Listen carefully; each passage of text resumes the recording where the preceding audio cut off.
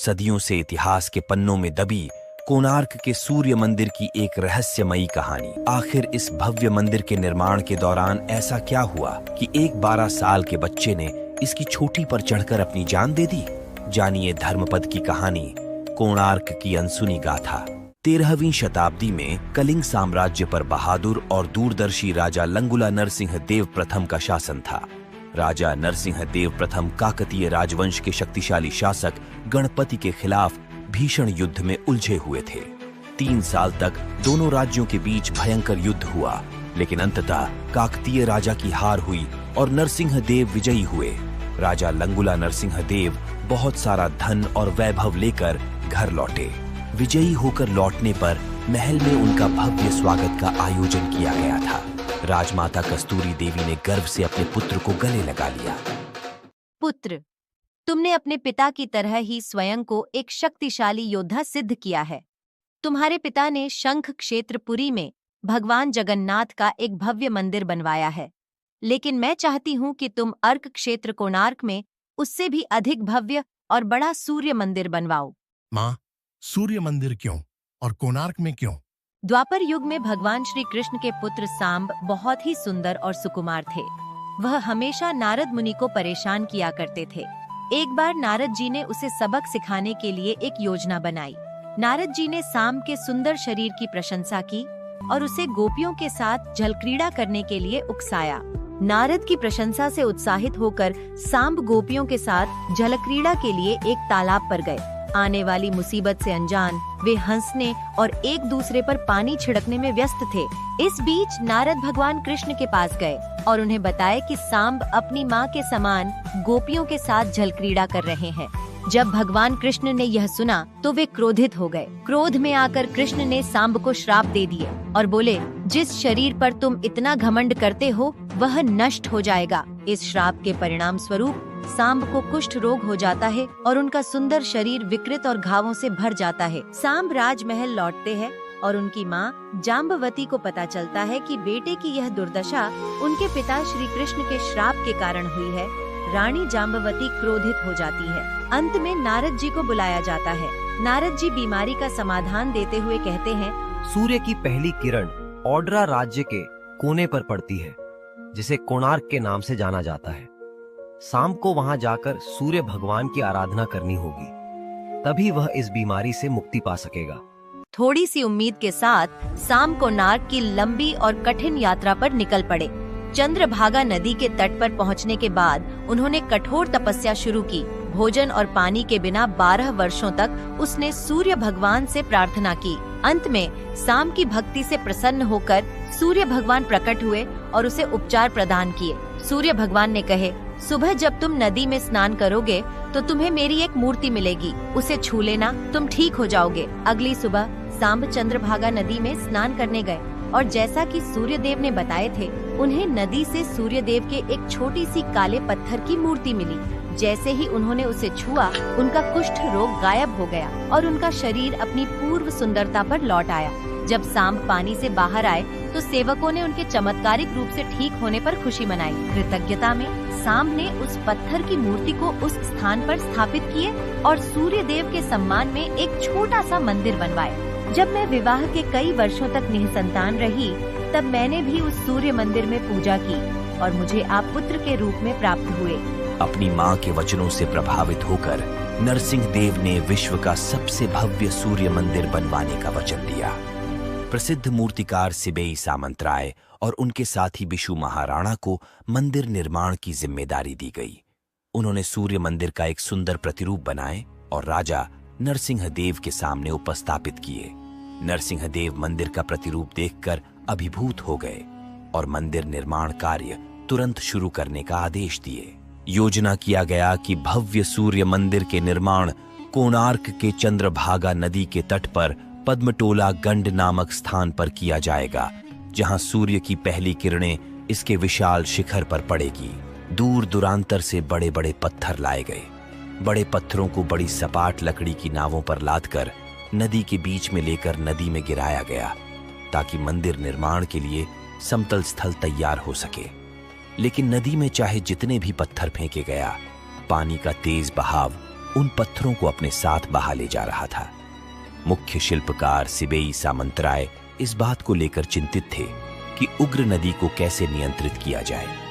चिंतित सिबेई सामंतराय एक दिन एक झोपड़ी के बरामदे में बैठे हुए गहरी सोच में खोए हुए थे।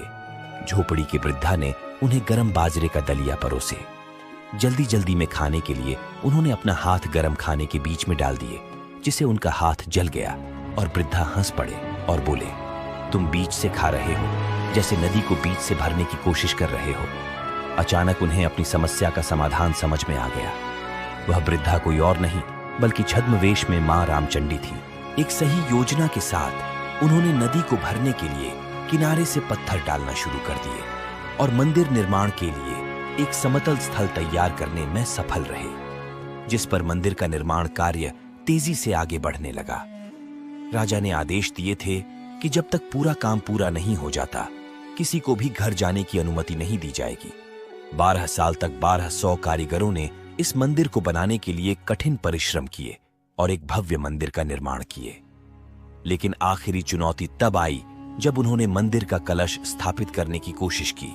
लाख कोशिशों के बाद भी उस मंदिर के गुंबद पर विशाल चुंबकीय कलश को उचित स्थान पर स्थापित नहीं किया जा सका। शिविर में निराशा छा गई और राजा अधीर हो गए और आदेश दिए कि अगर कल सुबह तक कलश स्थापित नहीं किया गया तो सभी कारीगरों के सिर काट दिए जाएंगे।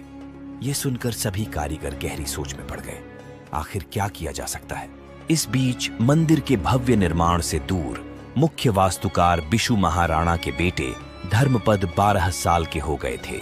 जब उनकी पत्नी के गर्भ में धर्मपद था, तब से बिशु महाराणा ने घर छोड़कर मंदिर निर्माण के लिए आ गए थे। धर्मपद अपने पिता की शिल्पकला की कहानियां सुनते हुए बड़े हुए। बचपन से ही उन्हें वास्तुकला और शिल्पकला में रुचि थी और एक महान मंदिर वास्तुकार बिशु महाराणा के बेटे होने के नाते उनके पास मंदिर निर्माण के विवरण का वर्णन करने वाली हस्तलिपि थी। जब वे 12 साल के हुए, तब तक उन्होंने ओडिया मंदिर वास्तुकला की कला में महारत हासिल कर ली थी। लेकिन वह हमेशा उदास रहता था क्योंकि उसने अपने पिता को कभी नहीं देखा था।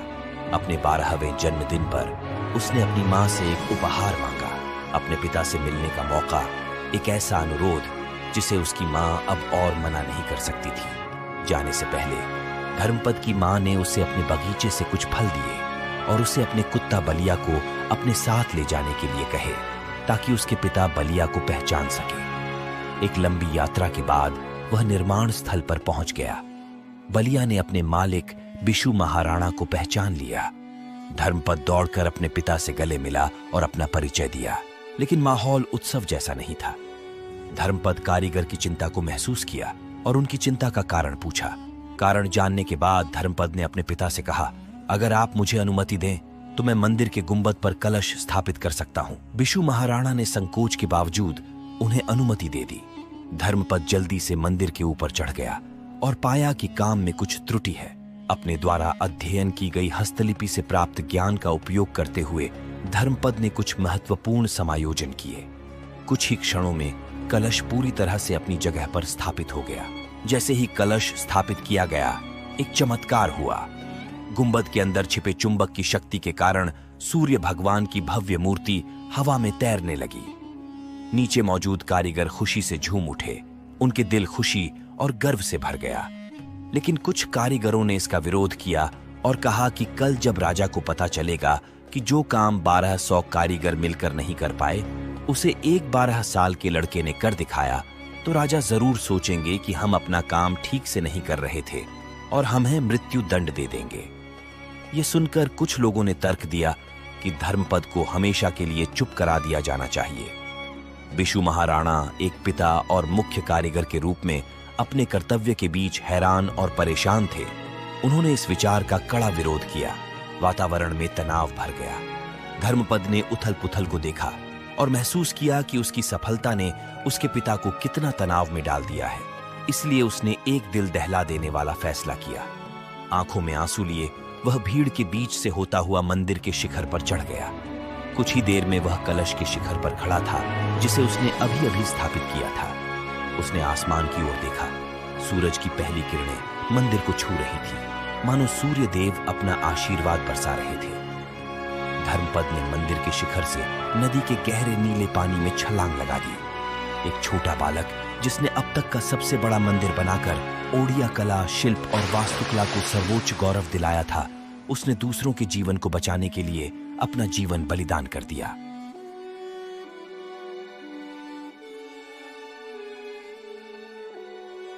कुछ देर बाद राजा नरसिंह देव मंदिर के सामने प्रकट हुए। हवा में झूलती सूर्य भगवान की भव्य प्रतिमा को देखकर नरसिंह देव बहुत प्रसन्न हुए और सिबेई सामंतराय की प्रशंसा करते करते थक गए। राजा नरसिंह देव ने घोषणा की कि मंदिर की प्राण प्रतिष्ठा माघ शुक्ल सप्तमी के दिन संपन्न होगी।